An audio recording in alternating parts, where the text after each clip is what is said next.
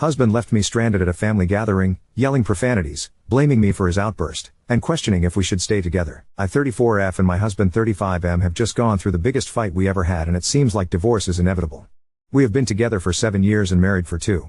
No kids yet, but I recently found out I am pregnant, and it's so early in the pregnancy that only my mom 58F knows as of now. About 2 months ago everything was fine in our relationship. We live in Toronto in a condo and we just got a puppy a couple of weeks ago. We obviously had the usual spats like most couples here and there, but nothing unmanageable. Recently my husband has got it into his head that we should move to Calgary. Due to its cheaper cost of living and the raising expenses in Toronto, it was worth considering.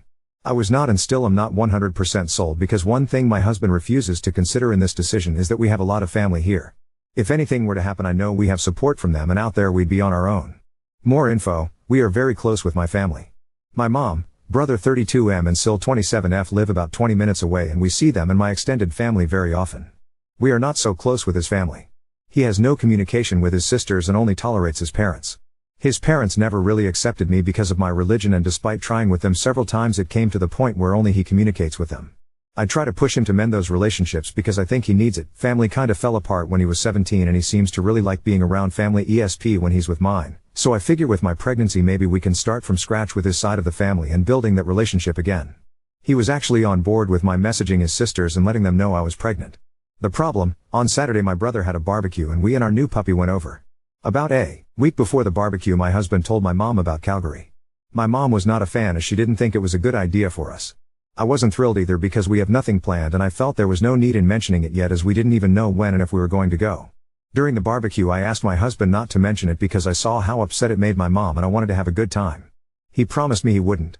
Now a bit more background: my brother got married last year and had his reception this year in May after his wife got her visa to come to Canada.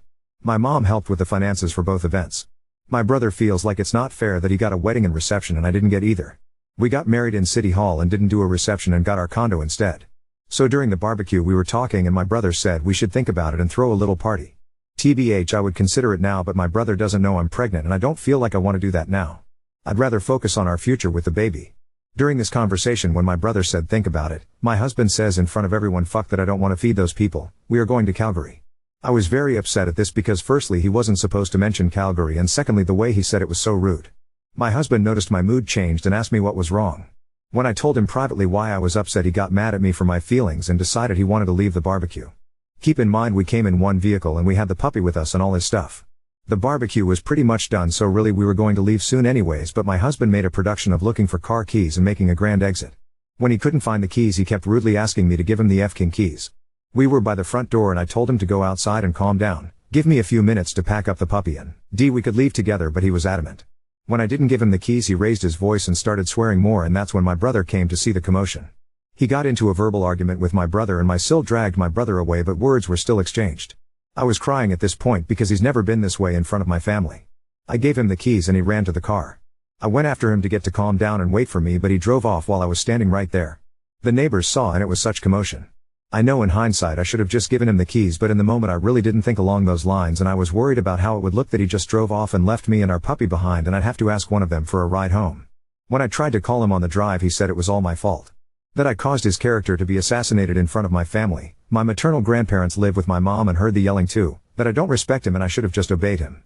When I got dropped off my mom was afraid to let me be alone with him, but I told her I'd be okay and thought we could talk it out. In trying to talk he continued to say it was all my fault, but I felt that he was to blame too, as he could have just left and called an Uber or gone for a walk instead of raising his voice and bringing the unwanted attention. I didn't like that he didn't consider for 1 second how his pregnant wife and puppy were going to get home. Talking led to more fighting and airing of a lot of dirty laundry. All the repressed feeling and resent bubbles over and things from past fights surfaced. This back and forth of arguing and talking has been going on for the past 2 days. We both haven't gone into work and are questioning if we should be together. I don't know if divorce is the answer here, but what I'm really wondering is if he's right? Was it my fault and was I being disrespectful? Do we try to reconcile or let this relationship go? Any insight is appreciated and thank you in advance. He demands you obey him. Your marriage is not a partnership. He expects you to be subservient. This is not a relationship to bring a child into. My concern is the statement that he wouldn't normally act this way in front of your family. Does that mean he acts this way at home? Update 1. Neither of us drinks. This happened while sober. Some people are wondering if we see my family too much, and it might be a lot for my husband to handle. We see them maybe once a week or once every 2 weeks, typically on the weekend. Often it's only a drop-in to say hello or grab some food. More often I drop in on my own. Some people think my family might be too involved in our relationship. My husband has often said that my family has done more for him than any of his family has. And in fact, when he first had the idea of moving to Calgary, he suggested that we tell my mom right away and move her out there with us. My husband is willing to have my mom move in with us to assist with childcare. Also, my extended family has experienced a lot and are very knowledgeable when it comes to life lessons like buying a home, and it's always my husband's idea to seek them out and ask for their advice before we do something. 5. My husband knows I'm pregnant as we have been trying for a few months. He was the first person I told and my mother second. 6. Yes, I did say that he's never blown up like that in front of my family before, but he has in front of me many times. Sometimes our arguments go to the point where he says that he's going to leave or start shouting at me angrily.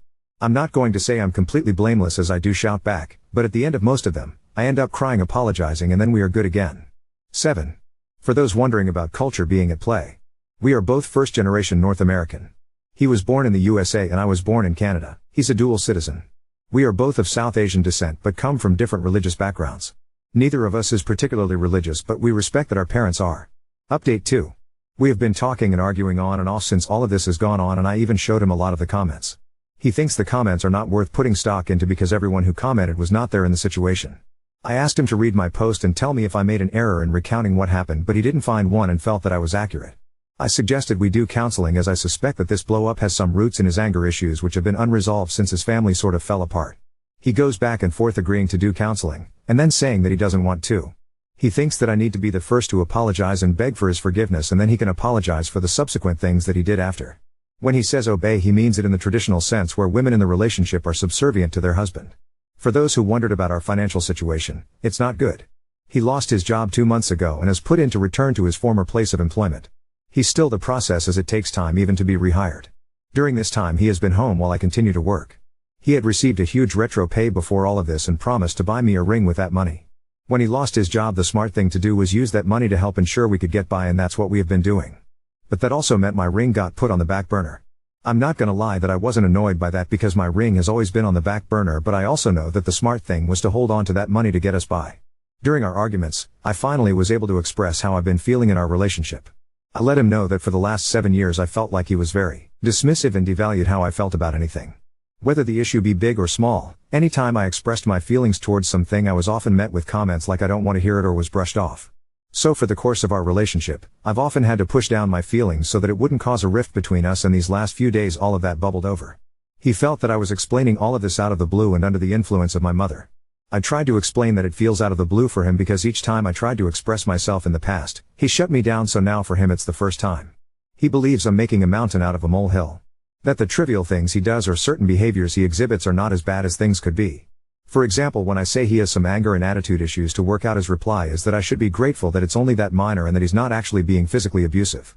That the girl who gets beaten and starved and raped has it worse than my problems are. I don't think that's a fair comparison to make. I'm not saying those women have it easy, of course not, but problems in our relationship that matter to me should be considered important too. He asked me to make a list of the issues I have with him. And with each item he provided 1 or 2 examples where he proved otherwise, but what he doesn't seem to grasp is that it's the overall lack of effort in our marriage that bothers me. One example of this is that I work longer hours than he does. Also, my commute is about an hour if not more. So during these 2 months while I'm at work and he's home, it bothers me to come home and see his lunch plate sitting on the table. I don't get why he can't pick up after himself, especially if he is home all day. He says that's a minor thing, but I think it boils down to respect. I'm the one who is at work all day and is tired when I come home, so to leave it for me makes me feel disrespected. His response to this is to show me videos of women saying they put up with their husband's minor flaws because of what he provides. TBH, I know this is a minor flaw, and if we were sitting together I have no issues grabbing his plate with mine when we get up from the table, but I feel like it's different when he's home and I'm working. We eventually got to the point where he started crying and said he didn't know that I thought he was such a terrible person and he can't believe that I've been miserable for the last 7 years. That we should get a divorce because I'm so unhappy. He also said that he tried his best with his limited means and it saddens him that it's not enough for me. That despite his lack of knowledge he tried to make my life easier and give me opportunities to use my knowledge and skills to help our family. This is where my heart starts to break for him, because I know that he was at a disadvantage due to his family falling apart. He didn't get to learn certain skills or have a role model to look up to. I feel pain when he says those things because I know I'm the only person in his corner to help him. I just feel like not everyone grows up with the same opportunities as everyone else, but if you want to succeed in life then you got to put in some effort and hard work. If you don't know something, learn it. If you're unsure about something, find someone to ask. Eventually we ended up at a stalemate. I said I thought counseling would benefit us and especially him, and he says that he would only do it if I apologized to him for letting this fight go on for too long. That I should have begged for his forgiveness already and be a good wife. Then and only then would he consider therapy. I feel like I couldn't look myself in the eye if I did that. I know some people thought I should have just given him the keys that day, but in the heat of the moment that didn't happen. I feel like there's 1,000,001 things he could have done differently too. So I shouldn't be the one to apologize. And his actions after that day due to his uncontrollable anger are far worse than my not giving him the keys. During this stalemate he starts to say that once he leaves me I'll have what's coming to be because I'll be 34 and single and alone. I won't be able to find a man and I'll look back and regret this. I really feel like despite my better judgment, I tried my best to salvage whatever I could of this relationship. But if he can't give me effort to try to work on it, then we are doomed. I am seeking out counseling for myself as I know that there's a lot for me to talk through. I don't know about the baby yet. I have my age to consider and that I've always wanted to be a mom. I have my family to support me if I do end up being a single mom. What I want to know is, at any time during all of this should I have done something differently? Now on to second story. Husband, the math teacher, is secretly engaging with one of his former students on Snapchat and subscribing to her only FNS. I am freaking out right now. My partner is a high school math teacher. He has been teaching now for a decade now and generally has been praised by students, parents, other teachers and admin for how he does his job. We have been together for 7 years. We got married in 2023. I have never worried about him being interested in his students. We have even talked about teacher/student relationships and he has never expressed anything other than disgust and how it's an abuse of power, even if the student is an adult, not to specific instances just movie instances and general topic discussion. He has never been called out for being inappropriate, that I know, never engaged with students over the weekend/summer, unless it's school related, but even then all contact is through school email or with parents. He generally refers to his students as his kids and actively keeps a distance from developing too close of a relationship, because say he is young, attractive and other male teachers recommended he do so. Okay, here's what happened. Around March, we were at the movie theater one evening and I noticed a gaggle of girls staring and pointing. I notified my partner, assuming they were his students, and he told me I was right. We did not go over to say hi. We have seen his students before out and about and he says hi on a case-by-case basis but typically doesn't initiate, and they did not come to us. But, I noticed the rest of the girls playfully shoving one girl with lots of whispers, and the girl was staring at my husband sheepishly. I immediately thought she probably had a crush and honestly, thought nothing of it after until last weekend. We were celebrating Canada Day at a barbecue with family and my husband was pretty wasted. At one point, he went to the bathroom and didn't come back for so long I was worried he was getting sick, so I checked on him. When I knocked and said it was me, he said he was okay and would be right out but didn't unlock the door. He stayed in the bathroom for another /10 minutes. Super unusual for him but it could have been anything. Later that night, I woke up around 3 and he wasn't in bed. Worried again, I got up and found him on his phone in the living room. This is also unusual. When I asked what he was doing, he was definitely surprised and hit his phone screen. He said he couldn't sleep and didn't want to wake me up by watching videos next to me in bed. We both went back to sleep together. The next morning, he was hungover and slept in. I went through his phone. I have never not had a reason to trust him, so I have never gone through his phone. I found nothing of interest, except for the Snapchat app, which was not logged into. He used to use Snapchat but, from what I knew, hadn't in years. I honestly assumed nothing finding the app and figured I was reading too much into things. Last night, I saw a Snapchat notification pop up on his phone while we were watching TV. He was out of the corner of my eye but the logo is too recognition to mistake. My heart fucking dropped, because, knowing he was logged out last week means he is definitely using it secretly. I pretended like I didn't notice and a couple minutes later he got up to take a long poop. I cried while he was in the bathroom. Shortly after, I said I was going to bed early and he stayed up without me. He's on summer break. When I got up for work, he was still passed out. I went on his phone and found no Snapchat app. It was then that I knew something was shady for sure, and when I looked up Snapchat on the home screen, it was there, just hidden in a folder of apps disguised as cooking and workout apps. He had not logged out of Snapchat and when I opened it, there was only one conversation with a real human and it was a girl. There was no evidence of conversation between them because, for those who don't know, Snapchat deletes previous messages for good. I was ready to confront him for cheating with basically zero evidence but decided to keep snooping for something concrete. In that same disguised folder, I found that he had all the vans downloaded. The only content creator he was subscribed to had the same username as the woman on Snapchat, but it's his fucking student. The one from the theater, who was blushing. I have never clocked a face so fast. I am 100% certain. We make fun of OnlyFans simps all the time so I was already disgusted but I actually threw up when I found this. I was scared I was going to wake him up and genuinely didn't know what to do so I put his phone back and left for work. At work, I did some sleuthing and was able to find the girl's Instagram/Twitter accounts. She's 18 and from grad photos I can tell with certainty that she attended my husband's school. The same OnlyFans link was in her Twitter bio. He has texted me normally throughout the day and I have not responded to any but to tell him I have to go to my parents tonight, but in reality I am still at wth.reddit because I don't know what to do. The reality is that this is fucked up, but she has graduated. Is this now just the same as any old affair? I don't even know if she was in any of his classes. I don't know what to think. I don't know what to do next. Lawyer? Should I ask my husband and see what he says? Should I ask her? Edit to add, does anybody know how to / if you can tell when an app was first downloaded? Oop, school here finishes end of June, but high school students are done earlier to complete exams, so mid-June. They graduate in May, as in celebrate and walk the stage, but return to school for exams. Divorce for sure unless I am mistaken. But, I am also praying trying to find any way that this could be acceptable or ignored because I'm heartbroken. My heart is shattered. I know I have an obligation to protect his students, but am struggling to this of this man as the one I married. I can't even think straight. What kind of lawyer do I get? I've never had one before? Just divorce lawyer? Will they tell his school if I confide in them before I know the truth? Oop, yes, I know her name.